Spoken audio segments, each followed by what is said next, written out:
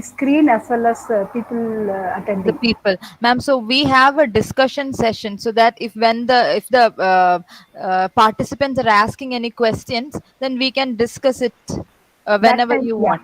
yeah, So yeah. at that time, I can share my screen. I'll share the questions. Fine, madam. Okay, Fine. ma'am. Okay, ma'am. We'll start in another 2 3 minutes, ma'am. Sure, madam. Okay.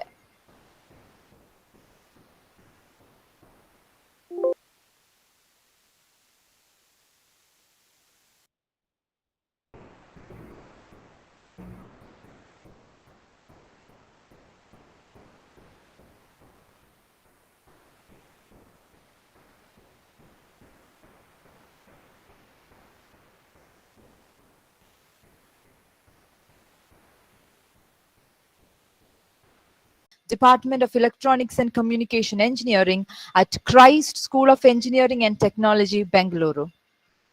Ma'am is currently the principal investigator of rupees 1 crore Christ funded major research project and has established 800 megahertz 40 gigahertz anechoic chamber in RF and microwave research laboratory with a vector network analyzer, spectrum analyzer, PCB prototyping machine, and HFSS 18.2 software for antenna design, fabrication, and measurements. It is a state of the art facility which is first of its kind in the whole of Karnataka. She has been recognized as IET Chartered Engineer in 2019 and has received Best Faculty recognition multiple times.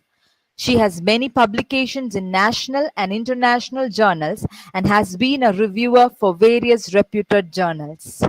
We welcome you, ma'am, to our STTP program, and over to you.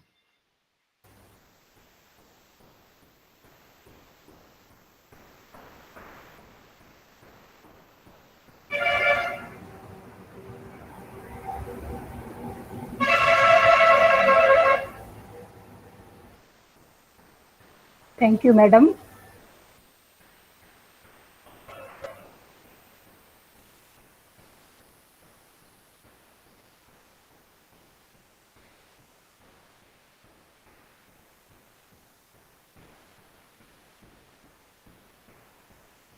Yeah, it's really a happy moment for me to be associated with Talk Heads Institute of Technology Kerala for webinar on the topic Kanika chamber establishment and antenna measurements.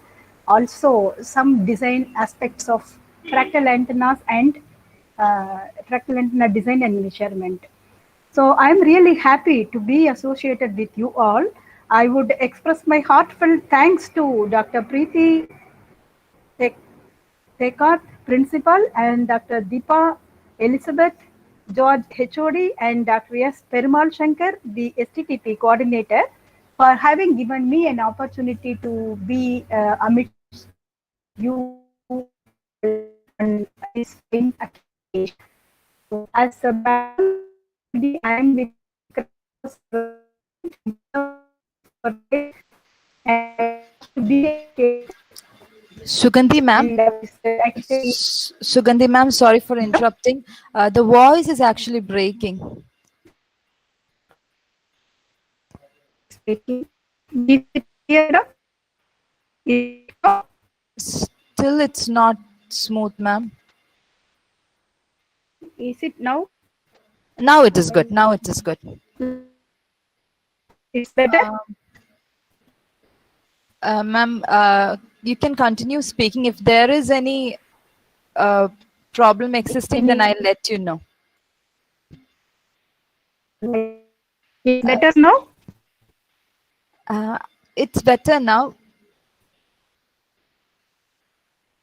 Hello, ma'am.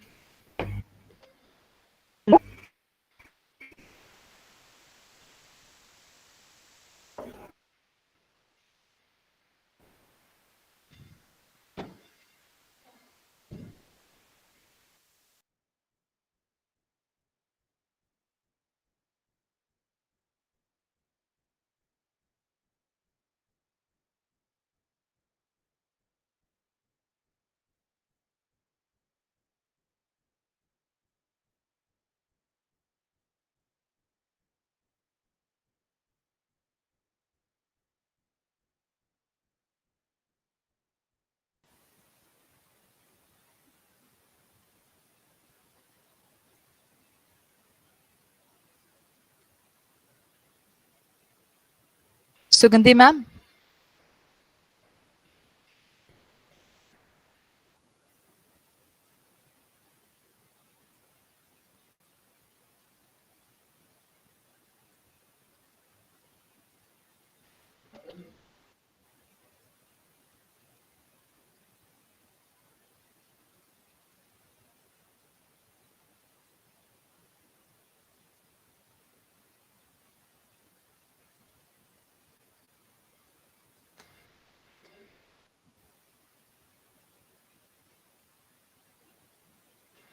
Ma'am, are you able to hear me? Sugandhi ma'am?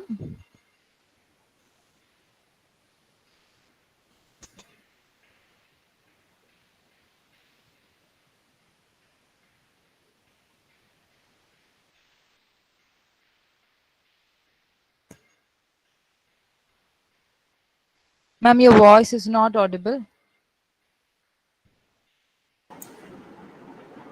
I think ma'am is muted.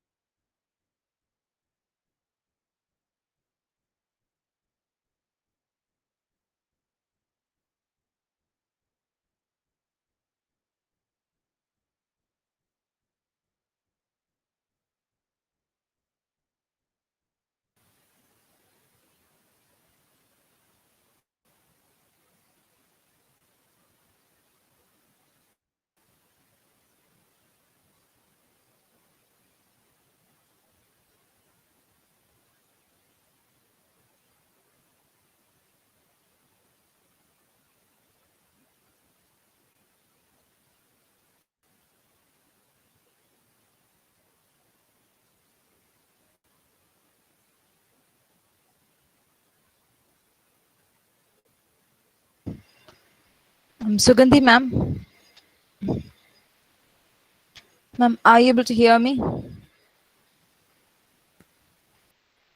I'm able to hear you now. Am I audible, madam? Now it's clear, ma'am. Now it's clear. Okay. Thank you. Thank you. My screen is my screen seen?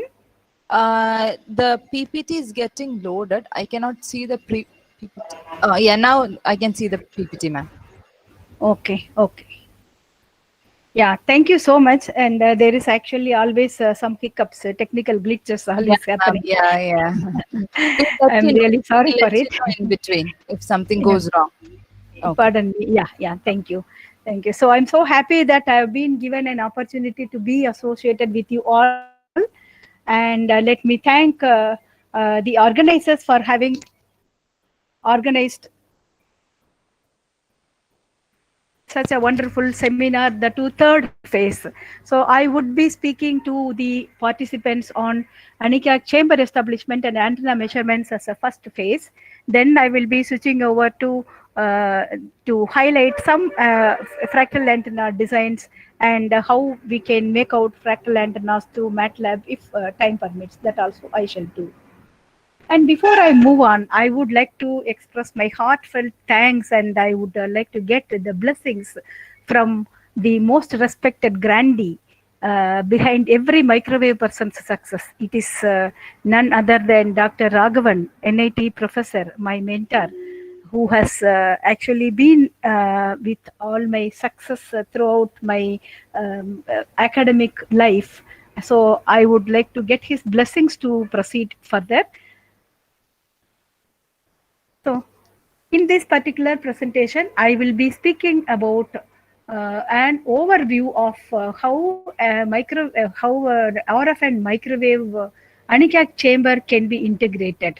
So, in order to have an establishment of microwave anechoic chamber or RF anechoic chamber, what are all the intricacies? What are all the things required? All these I will try to brief as simple as possible. So I would be touching upon the importance of antenna testing and what is an anechoic chamber and some key parameters of characterizing anechoic chamber. and how it can be constructed, and the intricacies like the special layers which are used in the construction of whole of the chamber, and a few characterization parameters. All these I will be touching upon. And this particular presentation, I will be using my chamber which we have established in our Christ University. I should have I should especially thank my Christ management for having provided me an opportunity to make use of the funding for establishing such a nice RF and microwave research laboratory with Anika chamber over there. So this particular chamber covers a frequency. Actually speaking, madam told that it is from 800 megahertz to 40 gigahertz on seeing my profile. Yes, of course, it is functional between frequencies from 800 megahertz to 40 gigahertz, but actually it is designed to work from even frequency 100 megahertz onwards. The key features of this microwave RF and anechoic chamber laboratory is it is actually characterized by three parameters. One is the shielding effectiveness, the other one reflectivity, and the third one quiet zone. So I would be speaking about the process of integration of the chamber once it is erected, how it is integrated with the measuring in equipment, and all this I would be touching upon. So before we move on to this, I would like to just touch upon some important things about antenna testing and measurement. So antenna testing and measurement are very important because any antenna which is designed, when it is designed on paper, even with simulation or analytical method, it should exhibit satisfactory performance once it is brought to practical usage. So in order to make sure, we need to have two things in mind. One is to test as well as to measure. Changing the antenna design or making rework on the design is practically very difficult, and it is time consuming, and it is undesirable in any communication system to frankly mean. So because in any application, if you try to make use of antenna, there will be strict specifications which are to be met by the antennas. And say for example, in mobile communication, personal communication, or satellite communication, and even remote sensing, radar, health, etc., healthcare monitoring system, etc., there are stringent and strict requirements and specifications which are to be met. So antenna testing will be normally carried out to characterize the antenna behavior, whereas antenna measurements are done to characterize the performance for various intended applications. So both are to be understood clearly.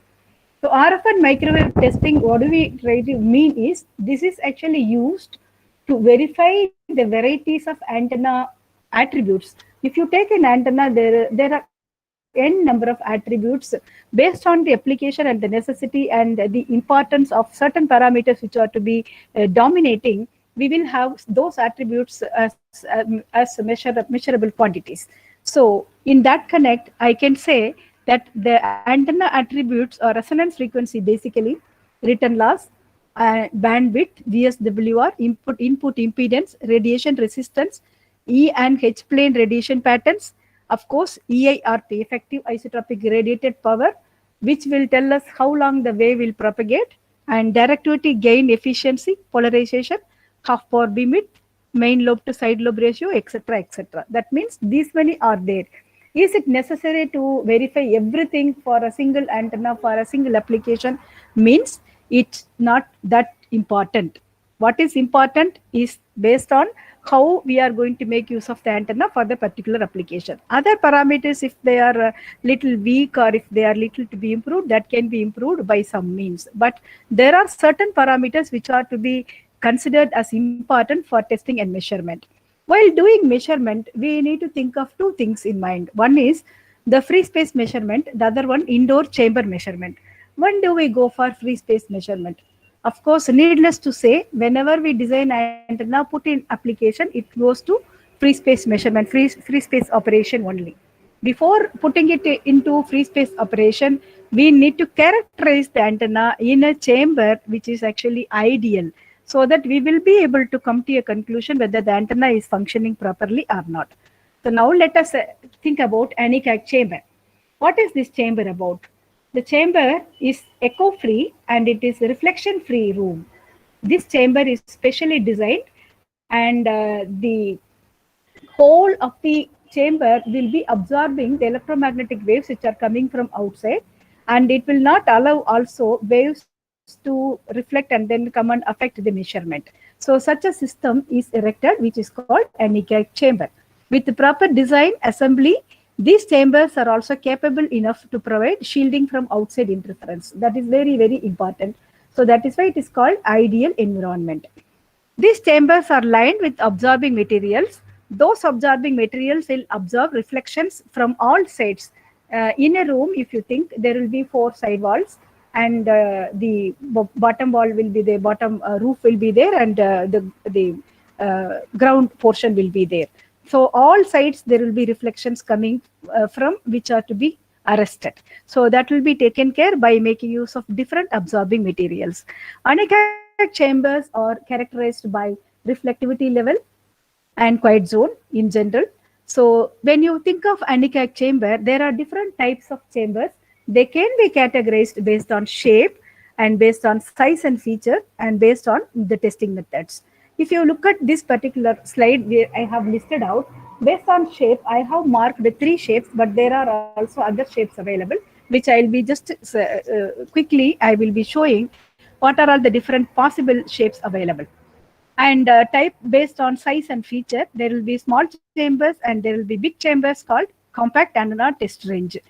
And based on testing, if you categorize, the chamber can be categorized as RF and microwave testing chambers or EMI, EMC testing chambers. If you look at the types, as I have mentioned in the previous slide, based on the geometry, we can have anechoic chambers of rectangular in shape, spherical in shape, elliptical, tapered, double horn, parabolic, like this. So then there will be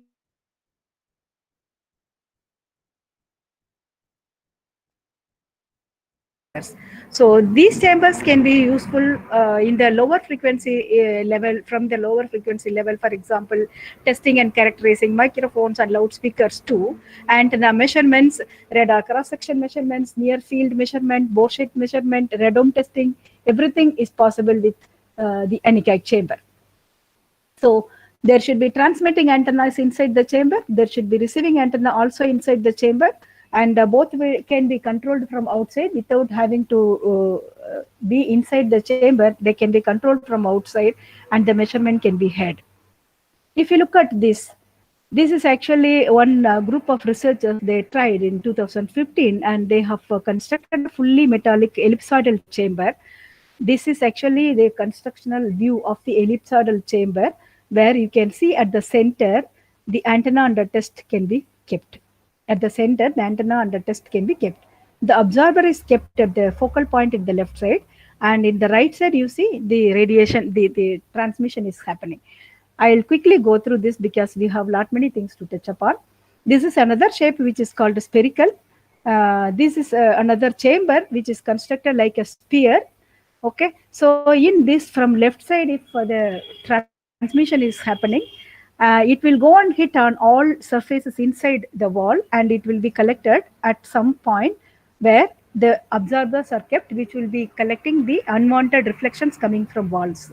There will be a quiet zone in this particular region. The antenna under test can be kept and measured. This is another type which is called a tapered chamber. So the tapering end is there, and with this, the antenna characterization can be done for low frequencies. So these tapered chambers are recommended for testing low antennas in the lower frequencies. This is another chamber which is actually a mixed kind of chamber. It is metallic parabolic anechoic chamber, which is to obtain efficient quiet zone and decrease the absorber usage. This construction is made by some researchers. And this is another kind of chamber. It is actually non-uniform metallic chamber. And this is the biggest one, which is called compact antenna test range, which is used in the space research organizations, where the entire satellite can be brought inside for testing. And this is actually able to cover frequencies in the millimeter wave region also. And it has got high gain reflector antennas with which the measurement and the testing can be performed.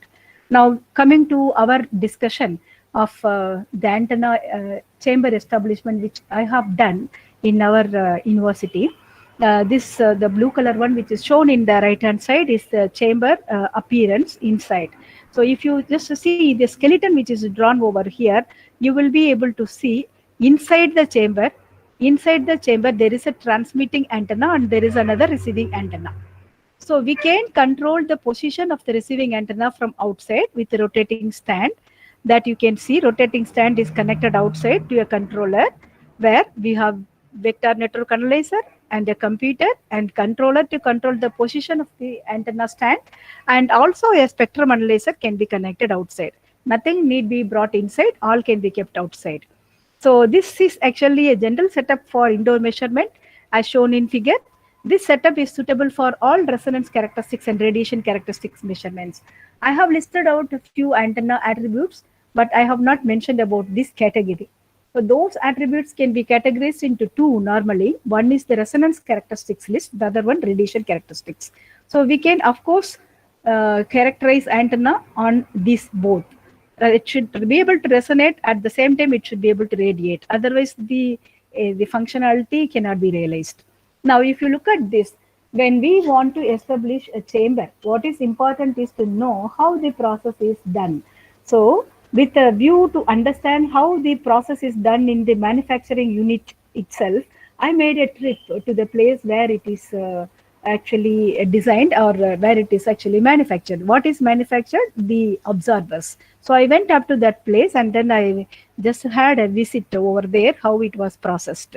So as you can see, the blue color ones, they are the normal foams which are made into this shape, and those foams are mixed with chemicals and carbon mixed chemicals. Multiple times they will be immersed into that and then squeezed like this, so that its property is modified, and it is also dried after some time, and after it is done it is brought for use.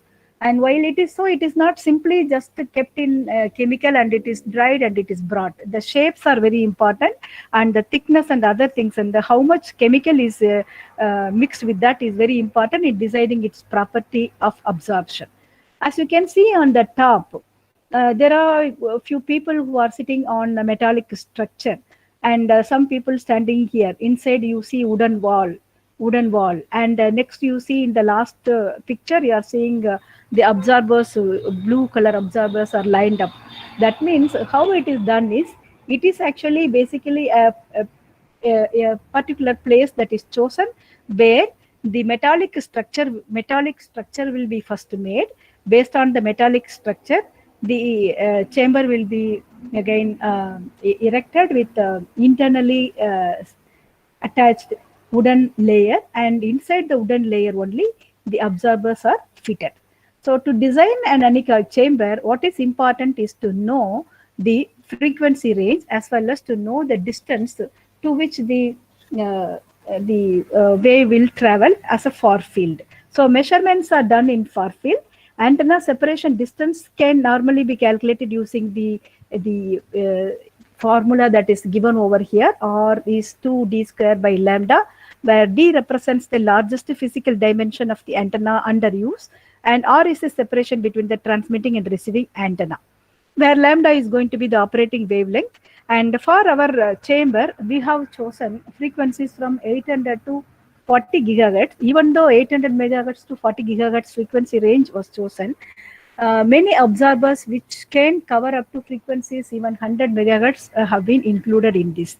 So that is why I have stated in the front slide itself that it can cover frequencies from 0.1 gigahertz onwards. So the far field illumination for 0.1 gigahertz is less than 2 lambda, and in our case it is 5.5 meters for our chamber. That is the spacing between the transmitting and receiving antenna inside the chamber. There can be several methods followed for modeling, that is based on computational electromagnetics, finite element method, finite difference time domain method, and geometric optics based systematic solution approximate image method. So there are several methods with which it can be done. And if you can see this slide, I have listed out the various absorbers which are used for the construction of chamber.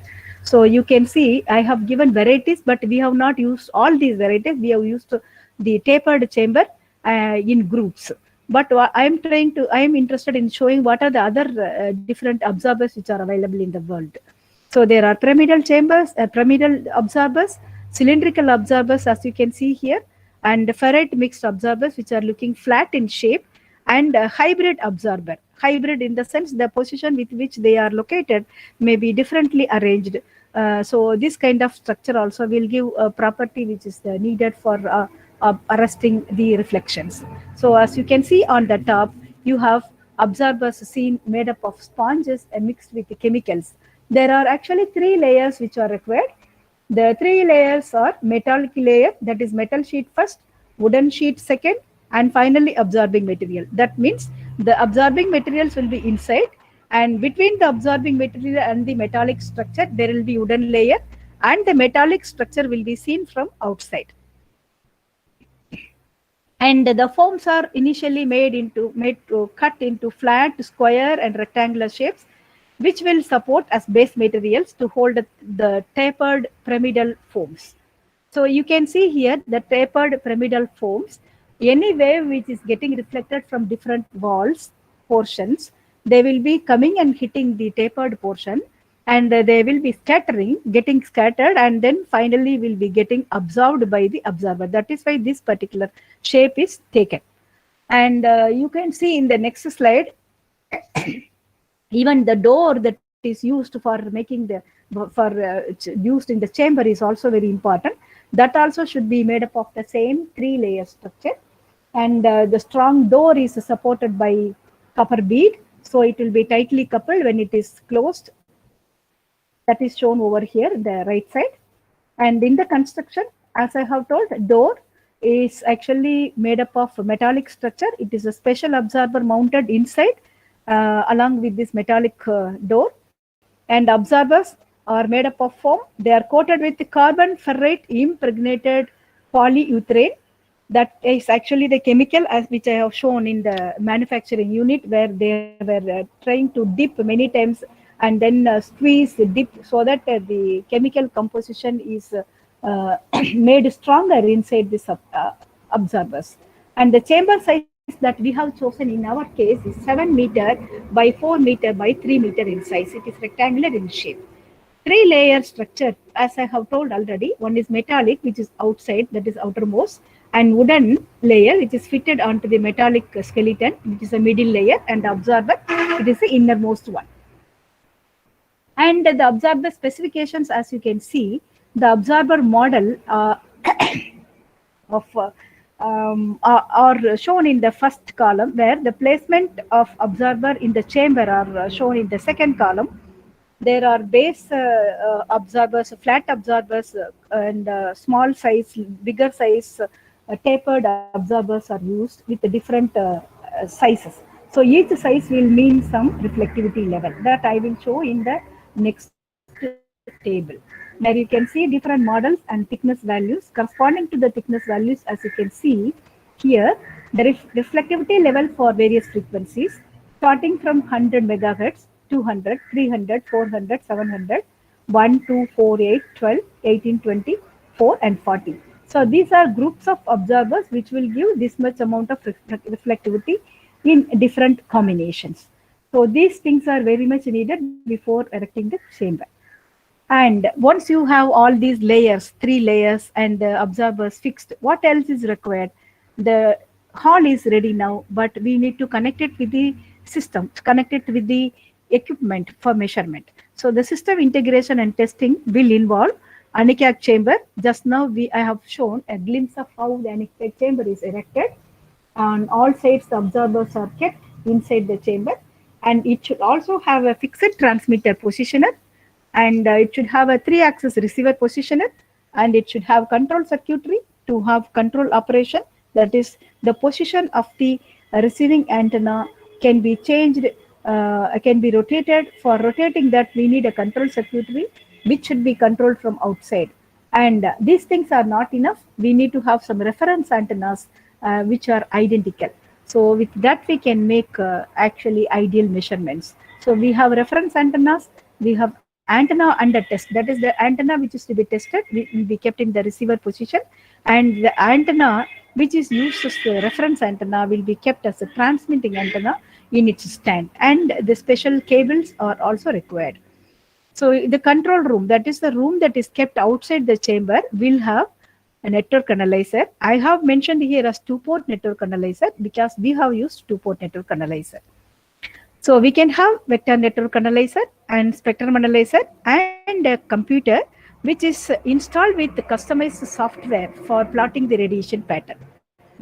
All these things should be integrated. That means we have a PC where software is there which will plot the radiation pattern, which will pick the information from the receiving antenna. But how it will pick is it will pick the information through the vector network analyzer. So the vector network analyzer will provide input to the reference antenna, and that will be traveling to the transmitting and receiving antenna, and the receiving antenna again will come, the information from the receiving antenna will come to VNA, and from VNA the information will go to computer, where the computer will be able to plot based on the information that is provided by the VNA. Now you can see the place where the antenna under test is kept, that is the receiving antenna is kept. The one which is looking like rectangular in shape, a small box here, is actually the motorized system. Like this, there are three motors to have control over azimuth, elevation, and orientation. So we can horizontally rotate the antenna stand. We can also rotate the stand vertically, and we can also tilt the antenna position, that is called orientation. All these three things are possible. So it is actually called three-axis motorized system. Now you are seeing the system which is integrated and which is ready for making measurements. So the receiver positioner is shown in the left side picture, and the transmitter position is shown in the right side picture. And as I have told, no single antenna will be enough for making the measurement. No single antenna will be able to even cover large frequencies. So we have to have specially designed antenna. The specially designed antennas are coming in the form of horn. So 3 broadband horn antennas we have chosen to cover up the frequencies from 0.8 gigahertz to 18 gigahertz. The other one covering frequency from 15 gigahertz to 18 gigahertz. And the third one from 32 gigahertz to 40 gigahertz. The size accordingly will be changing, will be getting reduced. So you can see all these 3 different antennas which are shown over here for the measurement. What is the kind of test equipment which is required? As I have mentioned already, we also need spectrum analyzer for some measurements. We need basically vector network analyzer for making all the attributes of the antennas except a few. And as I have told, it is a full-fledged RF and microwave anechoic chamber. So we have EM simulation software also, which is the product of ANSYS. We have HFSS software version 18.1. And in addition to that, we also have a PCB prototype machine where we can etch the antenna shape using this machine. We have a special software which is installed in a computer.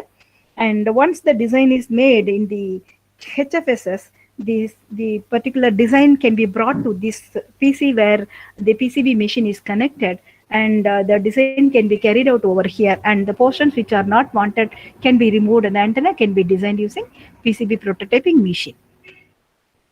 So in the system integration and testing, in addition to the basic technical details, we also need to take care of certain other things.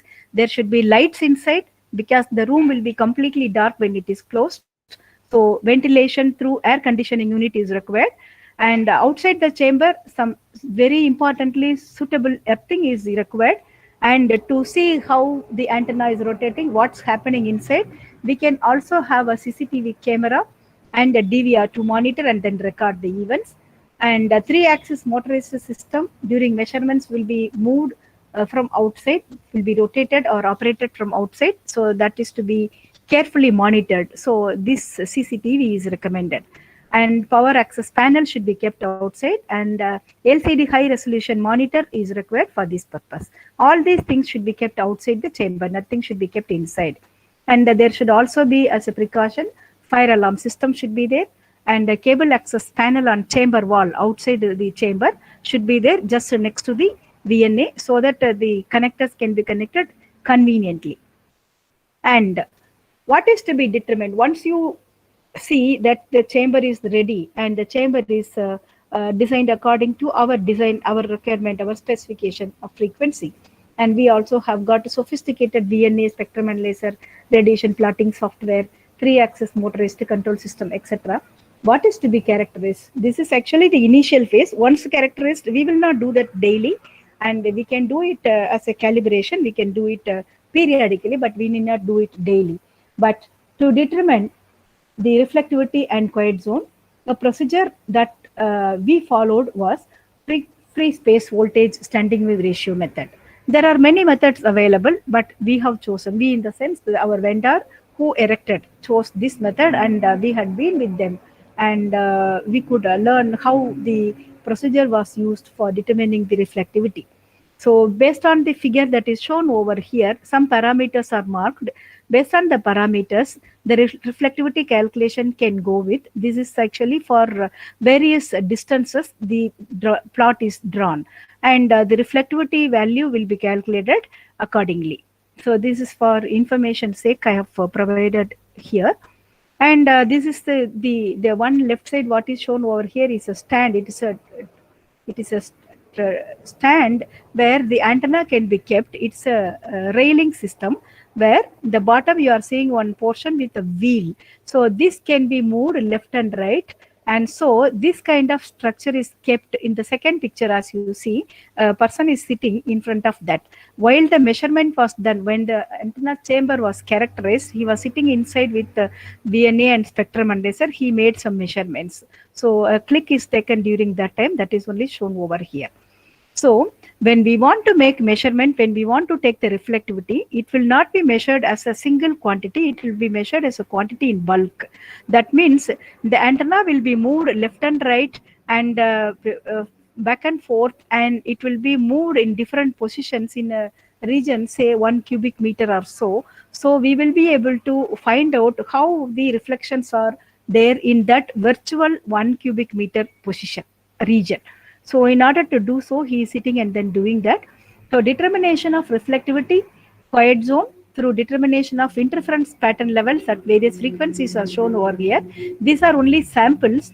The measurements were not done only with these 4 frequencies.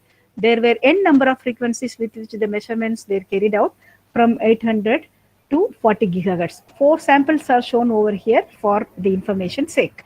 And the last diagram, which is last graph which is shown over here, is frequency versus reflectivity. So this will tell us how the reflectivity is there in the chamber for various frequencies.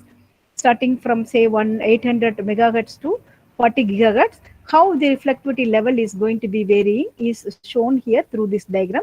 That is calculated from the reflectivity that is calculated for various frequencies. So sample of frequencies are only shown over here. So determination of reflectivity and quiet zone is also put in table for convenience. In the previous slide, I have shown a set of equations. So these things are kept here in the table. So R value is finally calculated. This R is nothing but reflectivity value at different frequencies. So you can see that it is on an average, it is giving minus 40 dB as a reflectivity level. So there is another important parameter in the anechoic chamber, which is actually called shielding effectiveness. How good the shielding is, how good it is not allowing the signals which are coming from outside. That can also be tested, that is to be tested and certified. That work also we have taken up, and testing procedures and practices are there in the world. Varieties of testing procedures are there. And so overall shielding effectiveness that we got in our chamber is minus 80 dB.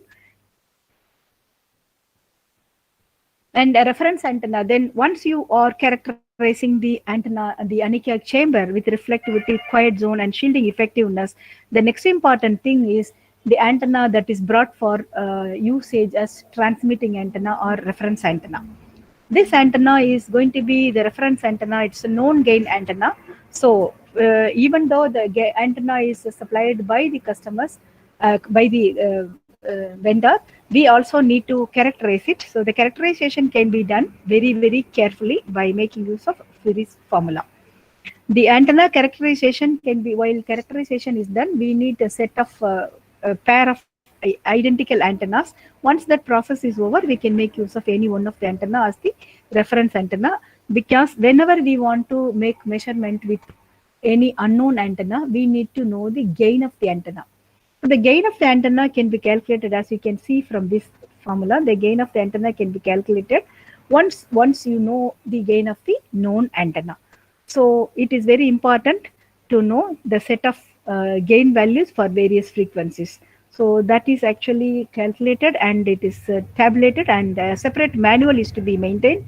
Then only whenever different antennas are coming up for testing and measurement, we can refer to the manual and table and find out the corresponding known gain. Accordingly, we can make calculations. So these values are to be fed to the radiation plotting software, which is already installed in the PC.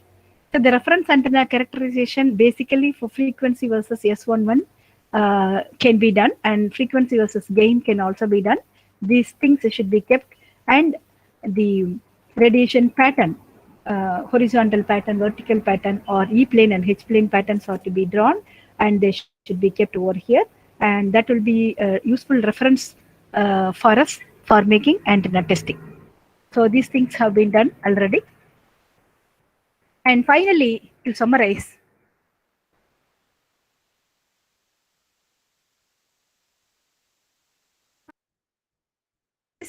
7 meter by 4 meter by 3 meter. It is measuring the outer dimensions.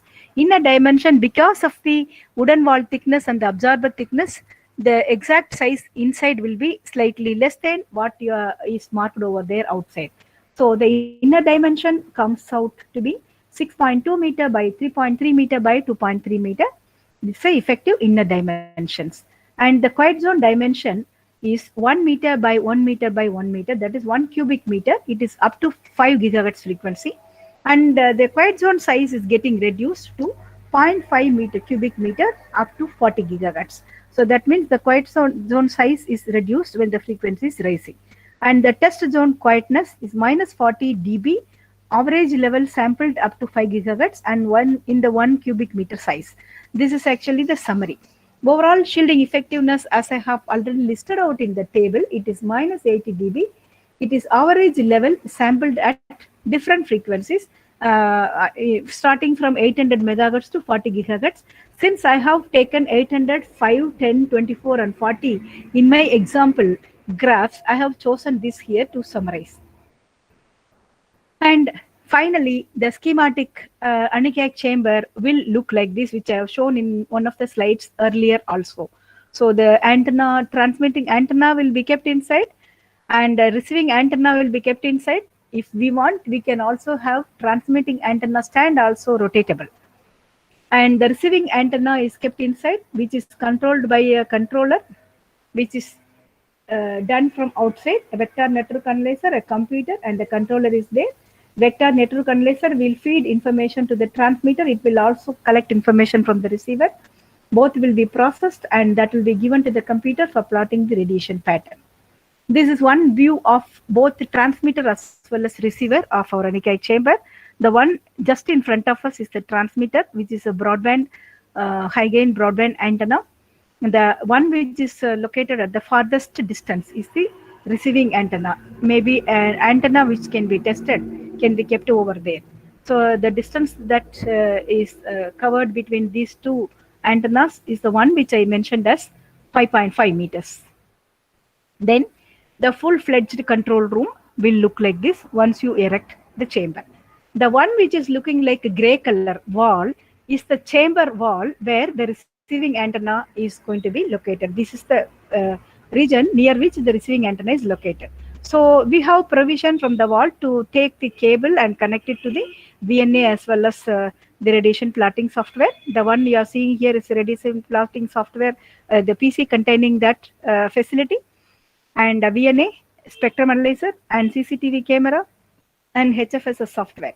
Outside this, because PCB printing machine cannot be kept here because it will create dust, so it should be kept outside the control room as well as outside the chamber. And I'm so happy to mention that our chamber has been erected, established, and it was inaugurated by four legends in our country. The one you are seeing here is a legend in microwave, Dr. Raghavan, who came for inaugurating as well as conducting a 3-day workshop on microstrip antenna design at that time. So it's our pleasure to show his photo along with antenna here. And he also had been with us to visit our laboratory, to be with our laboratory. So he was just watching the door of the antenna, the chamber. And see, these are the legends whom I mentioned, who visited our laboratory for the inauguration as well as for the conduction of workshop. And they all had been resource persons for us. The one who is standing in the right side first is Mr. Puneet Mishra, scientist ISRO, and the next legend, Dr. Surendra Paul, who is a superannuated scientist ISRO, and the next one is Dr. Shiv Narayanan, scientist from NAL, and the famous microwave legend, Dr. Raghavan, and our team members. We have our own team members who were there with us for the erection of the chamber. Even now, the one left, second one is Mr. Sashikumar, who is there as co-PA of this particular funded project, and he is faculty over there in our campus, and he is also doing his research, and he is at the verge of completion of his research. He is also doing lots of antenna works. There are 2 antenna arrays. So this is in short about how our laboratory was established and who were the legends who visited our laboratory. And you can see legends along with our university authorities who are standing over here in this particular photo. So it's a pleasant memory for me to show it here and share my pleasure. And these are our management people, our higher authorities who had been very generous enough in liberally giving this funding of 1.16 crore for establishing such a beautiful laboratory in our campus. So I would be really happy to show this photo as a honor and respect to my authorities. And the one who is standing at the center is our VC, the Vice Chancellor, who visited our laboratory along with other important persons. And when I was explaining to them, when they visited our laboratory, this is the front portion of our laboratory, where some space is there, where we can stand, sit, and then do some interactions, speak to people. And now I will be switching over to the antenna measurement attributes. You people all know, I know that many of you are already getting connected with antenna designs, and in the antenna field you are all working. These are the basic things which is very much required as basic antenna measurement attributes. So to point out, antenna resonant frequency is very, very important. If you want to characterize an antenna, it is important first to see, because I know many researchers are getting confused to test what and to start with what, and how to fetch or how to carry over when we want to characterize antenna design and give it to the world. And so in that aspect, I would like to mention that antenna resonant frequency is the basic one, which is very important. Once you know the resonant frequency, that is a frequency at which it is resonating with the lowest written loss, S11 dB, you can understand that that will be the correct resonant frequency. So once you know that, you also have a chance to verify its bandwidth. So bandwidth can always be referred to a minus 10 dB line in the S11 dB in the y-axis. So the bandwidth can be very well identified first. Once you know this bandwidth, this will be the template, and this particular bandwidth is to be kept in all other characteristics to find out how it goes. For example, if you want to see the impedance characteristics, so how can we go? You have to take the basic resonance characteristics bandwidth, apply it on the impedance bandwidth, and try to find out how good it is in this bandwidth, whether the impedance is varying a lot, or it is purely resistive or capacitive or inductive, or it is revolving around 50 ohms. All this analysis can be done, and even those things will be helpful. All these things, all these 3 things will be helpful in understanding whether the antenna is well matched to its to the feed system. So because when we take the antenna design, the signal will come from some source, or if we want to treat the antenna as a receiving antenna, the signal that is received by the antenna will be going to a system. In both the cases, we need to have a feed system. We need to have a transmission line which is connected to the antenna. That transmission line, the point where the transmission line, the antenna meets, there should be perfect impedance matching. So that can be verified in by any one of these methods or all these methods. So VSWR, if it is lying between 1 and 2, and if the bandwidth is sufficient enough, if the resonance is happening in this region between 1 and 2, we can say that it is sufficiently matching and we can go ahead. And while doing this calculation, there are different what is called parameters called bandwidth, which is considered for discussion. It's actually antenna bandwidth in general, which will be the difference between the upper and lower frequencies, or it can be a resonance bandwidth or impedance bandwidth or VSWR bandwidth or fractional bandwidth. So if we want to discuss, we can discuss on any of these aspects. So for that sake, it will be useful. And input impedance is very much important, because that only will decide how good the antenna is going to be efficient or not. Okay. So then another important parameter which I have marked over here is EIRP. It is effective or equivalent isotropic radiated power. This is generally used to restrict the amount of radiation or radiated power from wireless devices, or to decide the distance to which the microwave will travel.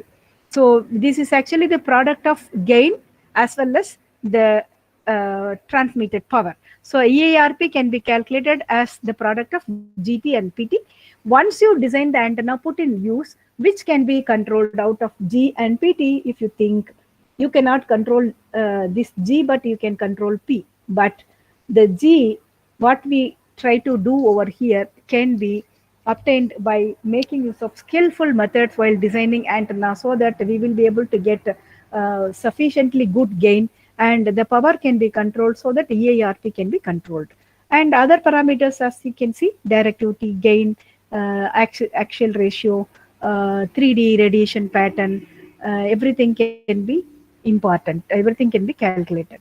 Now, if you look at this actually, I used to project this as a matter of fact, that when we want to make antenna design, these are all certain connected things which are very, very important. The left topmost side, what you are seeing is antenna characteristics. A few attributes only I have listed out here, but there are many more. And the second one on the top is geometry and the design parameters, which are the parameters which are very important in making the design. You can make the design on paper using analytical method, and you can go for doing some simulation if you are interested in. Then when you want to simulate, there are varieties of CAD softwares available. And when you want to make your own design using analytical method, you can use your paper pen, calculate, and you make use of MATLAB even to make a quick calculation for various parameters. When you want to vary different parameters, MATLAB will be the best option. And in the left middle one, you are seeing materials. What are the materials which we can choose for designing antenna? The antenna, of course, antenna as well as ground should be of good conducting material, and substrate material can be anything, and anything means that depends on application. So if you are so particular about higher frequency application, then you should see that the material that you are choosing is not that lossy. So accordingly, the material should be chosen. Then there are, if you want to do computational electromagnetic methods, there are varieties of methods. A few are listed here. And as I have already told, antenna alone will not function. We need to have a feed mechanism. There are n number of feed mechanisms, and the people use different new innovations in feeding the antenna. The basic feed method is the coplanar, that is CPW feed, microstrip feed, aperture feed, and proximity feed. And the other things are what is called modified versions of these basic feeds only. And the enhancement methods, if you see, basically if you see microstrip antenna, you can have the basic version as a patch, maybe the basic shape like rectangular, square, triangle, circle, ellipse, all these. But these are all conventional shapes and conventional methods. So when we want to improvise the performance, we need to enhance the performance. How can enhancement be done? That can be done by using defected ground structures, electromagnetic band gap structures, slots, adding tabs, or truncating shapes, and application of fractal concept, SIW, FSS, metamaterial, usage of the upcoming material which is having promising outcome, that is graphene material, and usages like energy harvesting antenna applications and non-radiating waveguide systems. These are all some of the things which people are exploring and explored, and they are trying to do newer things using all these concepts. And this will give you an idea about how various applications are there and what are the frequency ranges. As I have told, there are lakhs and lakhs of papers which are available. Research works are going on all the applications. Now we are moving on to 5G and millimeter wave applications. So the researchers and other members are exploring to find out better performance in this particular 5G and millimeter wave. This is upcoming and hot research field. And when we want to make use of our chamber for making measurements, what is important is VNA is there, vector network analyzer is there. That is to be calibrated. So calibrated means there is a calibration kit which will be looking like a very handy unit like this. So like a plus shape you are seeing. This is very, very important in making measurement with VNA. If we lose this or if we miss this, the VNA cannot be used at all. So we have to buy it and we have to again use. Otherwise, VNA cannot be used because this only will calibrate. So there are open, short, load, through portions available through which the calibration for each port in the VNA can be done. Same way, when we want to make return loss and VSWR measurement, we need to select the frequency and we have to enter the number of samples. Because many researchers, when they do research work, some simulation or calculations, they do simulations for some samples. But when they come for measurement, they need to be very, very careful that they should use the same number of samples. Then only the comparison of measurement and simulation results will be perfect. So the calibration for this also should be done before we go for the measurement. And then the antenna and the test can be connected. Even for making E-plane, H-plane, 3D radiation pattern, gain and axial ratio measurement, we need to make this calibration. All ports, both ports of the VNA should be calibrated, and the device and the test, that is antenna and the test, should be connected, and line of sight distance also to be tested, and input in the customized software which I have told, which is there in the PC, the input power range should be fed, reference antenna gain is to be fed, the frequency is to be fed, then the distance between transmitter and receiver. If you provide all this information, then only the radiation pattern can be plotted. It will not be just like that plotted, it will not be plotted on its own. We need to feed in all these inputs. Some antennas which we have measured in our laboratory so far with the clients and other researchers, inclusive of our researchers, are basic microstrip antennas. Varieties of antennas we have tested. Some fractal antennas we have tested. Core FM antenna also have been tested. Some clients came from Saint Gobain company. So they brought core FM antenna. From the research team, they came and tested that antenna. And some other company came with RFID antenna, helical antennas, monopole, PCB antennas, metamaterial antennas, and arrays, even wearable antennas we have tested in our laboratory. So if you look at this diagram, the VNA and radiation plotting software, the PC containing that is shown over here. The right side one is the PC, which is the snapshot of the radiation when radiation plot was made. Snapshot was taken.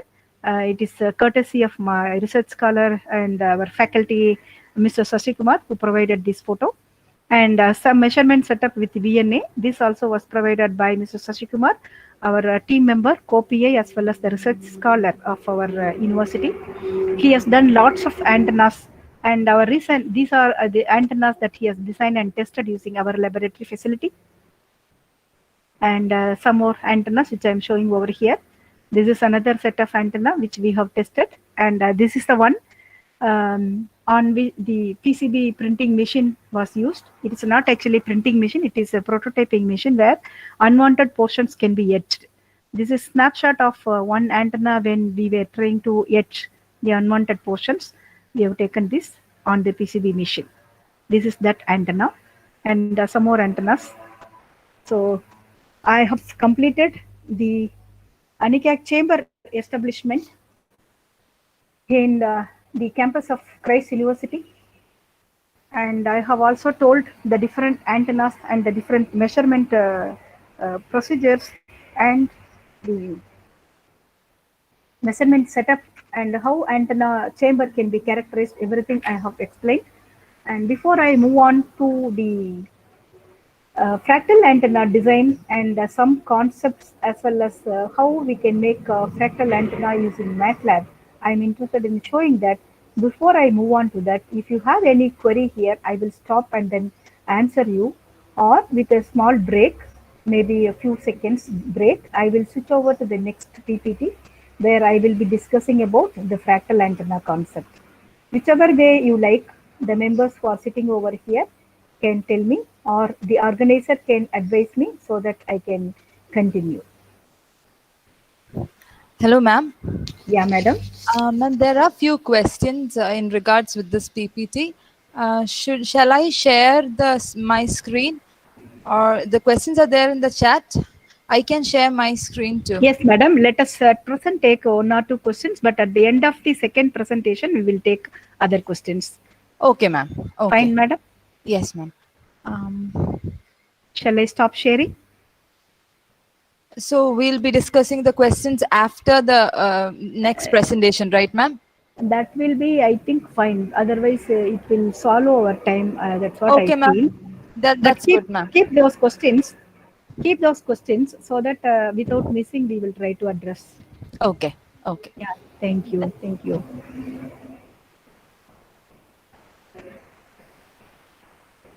So I think I used a non-stop presentation, and yeah, this is the second presentation which I wanted to make on fractal antenna designs.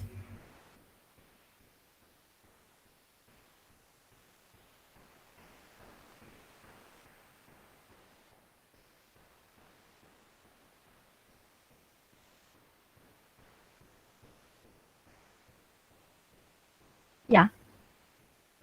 Let me pause a few seconds on this particular page. There is an important reason for retaining this page for some time.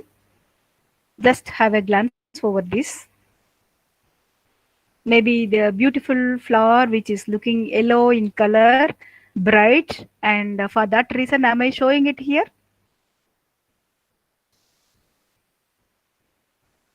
You may be wondering. I don't know how many of the participants who are listening to this presentation today are working on fractal antennas. Anyways, it is my interest and passion to tell about fractal antennas. The one which is shown in the left side is the flower that I'm seeing daily at my home. The one which is shown in the right side is the one just I picked from internet. Whenever we just see the word fractal or fractal antenna, when we search in internet or when we search through any website where different publications are there, we will see some naturally existing patterns like this.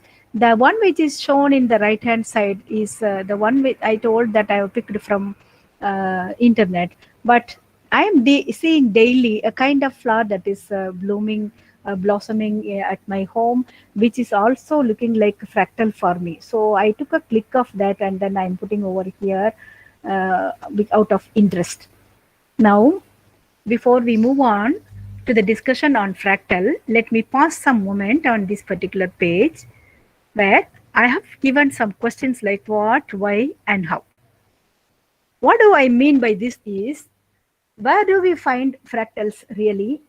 What do we do with them? And how do we take it forward? These are the three things which actually I'm interested in asking or just making everyone to think. So, have you ever noticed your surroundings with that eyes? You would have certainly, but you would not. Sometimes you would have missed mapping that with the antenna. Sometimes very well you would have mapped. Both would have happened. See, for example, honeycomb structure and flowers, then tree branching structures, leaf, architecture if you just see, then thunder, lightning if you see, what not. Your rangoli, your mom or you do at home, a rangoli, which is a repetitive pattern, and then henna designs, computer graphics. These are all some of the creative ideas which will give difference in shape and structure. But why should I say all these things when we speak about fractal? Fractal is a symbol for creativity. Actually speaking, when we want to have fractal antenna, it means that we want to have creative design in our antenna. When we see a pattern, our mind will tell us that it can be used for an antenna design, which is peculiar, but you can always relate it to the pattern found in nature. Fractal is actually a never-ending pattern that will repeat itself at different scales. You can always enjoy this. It is made by repeating the simple structure again and again. How can we make it repeat? That is the beauty, that is the principle behind the fractal antenna design. But they are extremely complex because, as I said, the pattern is repeating and it is simple in structure, it can be repeated. On the other side, it is not so simple, it is extremely complex for analysis in a different way. Because when it is zoomed, you can find the same shape forever. It will be really complex. When the shape will get over, no idea, it will never get over. They are considered important as they help in making scientific breakthrough. It is not only used in antenna design, it is used in varieties of applications. Even if you take our example, our wireless mobile phone antenna can use fractal pattern to pick the signal coming from various directions in a better way instead of using the ordinary patch antenna or microstrip antenna or whatever it is. So it can detect a wide range of signals when we try to make use of the fractal concept for our antenna applications. If you look at the conventional microstrip antenna, there are advantages really because it offers good low profile. You know, low profile, by low profile, what are all the things? I'm just highlighting a few here. Lightweight, small size, compact, simple for use, and it meets many requirements, and it uses conductive thin strips and patches, and it is conformal to the surface. Whatever surface you take, it is conformal to that, and it is quite easy. Because of that reason, it is called planar antenna. So it is conformal to the surface. Even if you have a curved surface, antenna can be designed over that. And this fractal concept is very well matching with that concept. So you can have conformal shape, but there are disadvantages in the conventional microstrip antennas because of low radiation power, narrow bandwidth, and small gain. The gain can be more only when we create an array. Otherwise, the gain of a small microstrip antenna will be very small, as the low profile means everything will be low. So multi-band or broadband operation is very, very difficult with a single patch. So that's why I told in one of the slides that there are varieties of methods to enhance the performance. Out of those varieties, one interesting variety is doing fractal or using fractal concept. It has been established by Mandelbrot during the year 1975. He was not an antenna man. He was a French mathematician who did some work on fractal concept by comparing nature and the structures, but later it was picked up by our antenna people for making antenna design. When you look at the properties of fractal antenna shapes, there are two important things. One is self-similarity, the other one space filling. Very, very important. These two things only will do miracles, will do wonders. And in this particular fractal antenna or the property will enable performances which are not obtained previously, which are not possible with the previous other structures. So that is possible with fractal shaped antennas. What are the advantages we can enjoy with this fractal geometry? Even though it is looking like an array, it is not at all directly an array, but it reduces the mutual coupling. Multiple bends will result in multiple resonant frequencies, and it will improve aperture efficiency. It will also provide superior main beam. and there cannot be, sometimes there will not be any null in the null in the back lobe will appear, and even if it is tilted to any direction, you will be able to get the radiation. It is not affected by room barrier such as cubicle walls or so. But there is a limitation.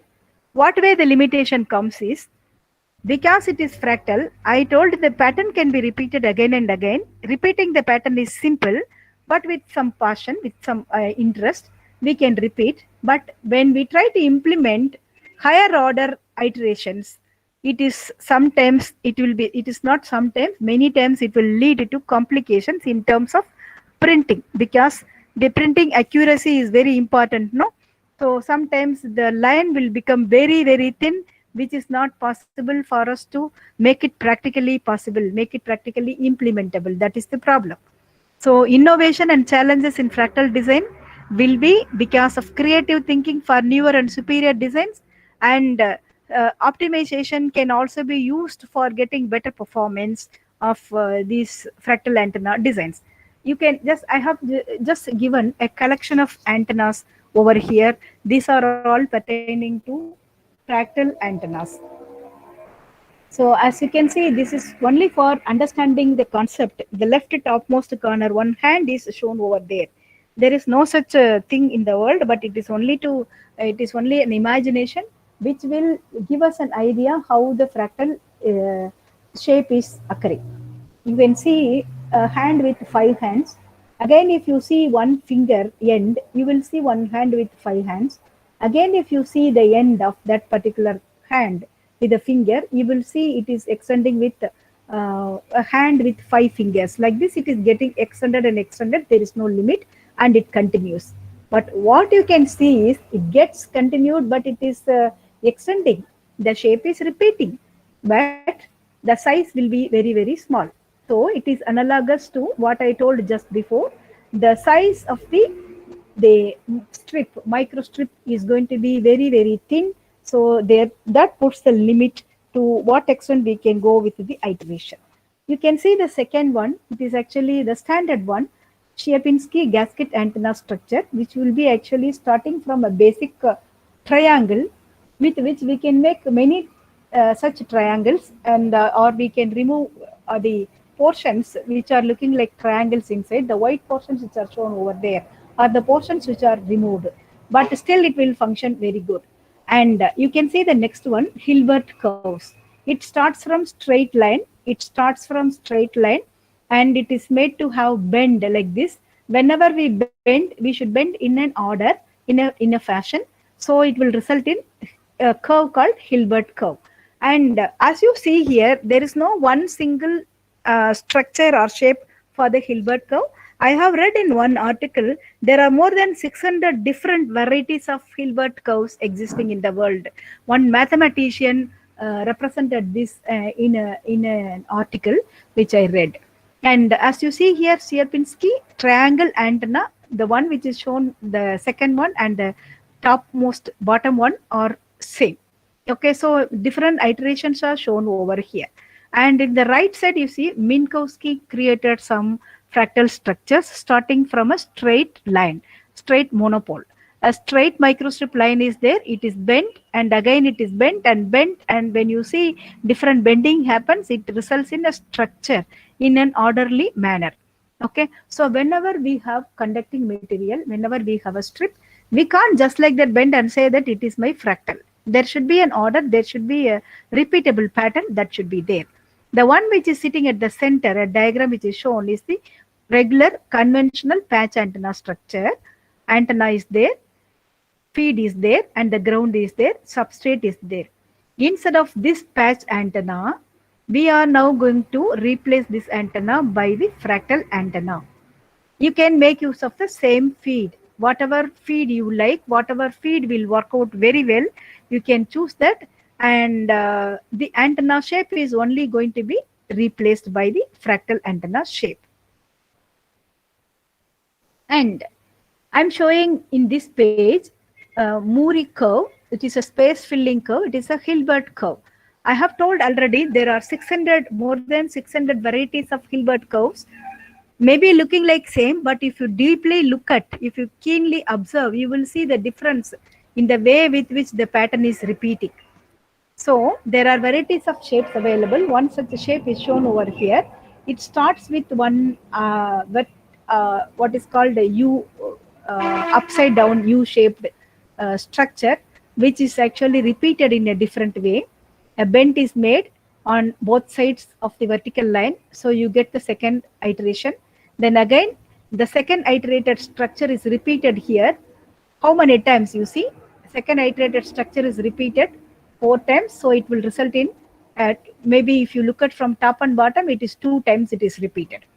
So you will get this structure. So the structure can be repeated in an uniform fashion so that it will result in next iteration.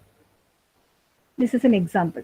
And see, one beauty with the fractal antenna concept is whenever we use fractal antenna, it is not like other conventional antennas. It is coming out of your creative idea. Many a times you will not be able to have any closed form formula for that. But there are varieties of fractal antennas which have been already done and researched and published. People have worked on it. So they have come out with mathematical modeling also. But if you have any creative idea to do with the fractal shape, there are a lot of chances for researchers to do mathematical modeling to create a new closed form formula. So these are all some openly existing challenges, research challenges or research opportunities for the researchers. So in this particular case, I told that it is a inverted U shape which is taken first and then it is bent. So it results in different iterations. But without any mathematical formula, how one can draw this means we can just think of how it varies, how it changes. So the Moore curve can be expressed by the algorithm which is mentioned here. We can just take two alphabets, for example, left and right. L means left and R means right. And the constants we are using here are F plus symbol and minus symbol. That means F means draw forward and L means right and R means left, plus means turn left 90 degrees, minus means turn right 90 degrees. So if you use this diagram, you will understand how the variation happens. Accordingly, you can write your own algorithm or of making it happening. So left side and right side, if it goes in this fashion, you will be getting the pattern which is shown here like this. This is one way of just doing it. Okay. Then see the previous one and this one. This is also looking like Hilbert curve. The one suddenly, if you look at this also will look like Hilbert curve, but it is called piano curve. What is interesting here is, just see here, it has one starting point, it has another ending point. That means it is like a monopole only, but it is bent into have a shape like this. So you can feed at one end and you can leave the other end open. So it is still a monopole, which will be functioning very nicely. But since it has different bendings, there is possibility that we can have multiple resonances. So this is called piano curve. And one another Hilbert curve. This was not an antenna which was actually produced as a curve. Later, antenna people thought that we can use it for antenna design. So the fractal or Hilbert did not come for antenna directly, but people started thinking and then using. So here you get one shape, the previous one, whatever I have told, I am marking it in a different color and I am showing here. Here, the researcher has come out with a method, mathematical modeling, and how it can be drawn from the mathematical modeling. That is also possible. Then if you see this Sierpinski curve, it starts with this and you can have multiple version of this to have different higher order iterations. I have not told one thing so far. I just left it. I will be telling now. Given a shape, given a structure, say for example, some 30 mm by 25 mm size. I want to design an antenna. This is the condition or constraint given to an antenna designer. So the size is mentioned, outer dimension is mentioned, but you want to design an antenna or you need to design an antenna and then give. For the given size, for the expected specification, sometimes both may not be matching. At that time, if you use this fractal concept, Still the size will be looking like same outer dimension, but actually the perimeter will be increasing. That means you can design an antenna for a higher frequency initially, but its resonance can be made to happen at lower frequencies because you are going to increase the perimeter, you are going to increase the size of the portion where the current flow is happening, you are going to increase. That is possible with this fractal antenna. This also has come out with closed form formula, so you can make design over it. Then fractal tree. In fact, we can have two small monopole antennas placed like a cross. And this structure is getting repeated. Whenever the structure is repeated, it is repeating within the given dimension. We are not at all increasing the outer dimension. Everything happens within the dimension, given dimension only. So first one, what you see is square space filling tree. It is the first iteration, and the second iteration, third iteration. If you see, what we try to do is we repeat the pattern, and the size now is getting reduced. Size means if you think of the small cross bar, that is the strip like thing, you will have a finite width, you will have a finite length. That is actually, that is width. If you maintain slowly, what will happen at one point of time, the width will be, the conductors will be hitting or touching each other. That is a limit where you can stop your iteration. So you can just see the last one, 1, 2, 3, 4, 5, 6 structures are there. In the sixth structure, the structure is repeating itself so many times. So it is actually the sixth iteration what you are getting. That means in this, the metallic portion, that is the conducting portion, which is available over there in the sixth iteration and the first iteration, if you see, it is more. That means more current will be flowing, and the length of the antenna is what is called electrical length of the antenna is increasing. That means the frequency of resonance will get reduced. But actually speaking, the outer dimension will still remain the same. But inside it is possible for us to do so. That is the beauty of fractal antenna. So if you look at the fractal tree, another model, the previous one is something different. What you see here is in the triangular fashion it is done. It is square fashion which is done over here. It is in the triangular fashion it is done. Okay, so this pattern is repeating, so you will get a different what is called the performance of the antenna, because the fractal structure is different here. And this is the one which I have shown already, which we have done in our laboratory. This is actually a fractal antenna which is amalgamated with metamaterial loading, with metamaterial in the backside of this antenna portion and a truncated ground. It performed very well, and the performance measurement was done in our laboratory. And this was one another antenna, our antenna, which we have made from fractal concept. So this antenna is also produced much better performance. So it's actually a very simple structure. And I have seen after this, one researcher took this, the bottom one, yellow color one, bottom one, the researcher took, and then the researcher was working on genetic algorithm of keeping metamaterial inside and making a better performance.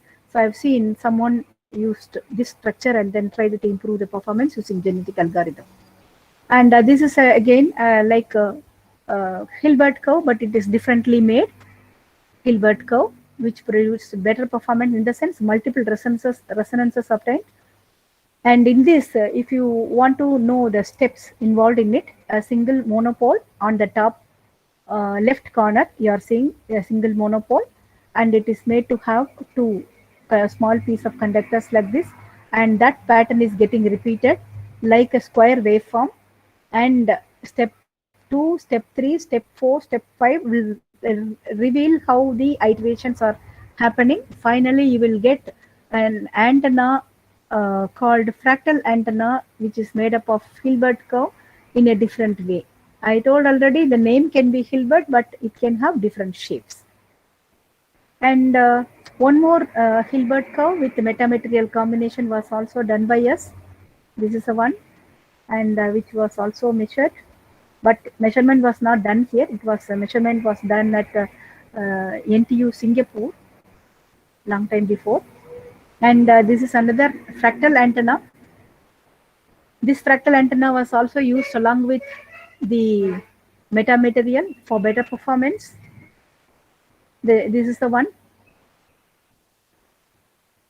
And this particular antenna, same antenna, but it is basic shape, which is actually CPW, which is brought to the top portion of the top portion, that is CPW, but the ground portion is connected on both the ends like this, and center conductor is there as a feed, which is fed to the fractal antenna. This produced two resonances, one at 2.5, the other one at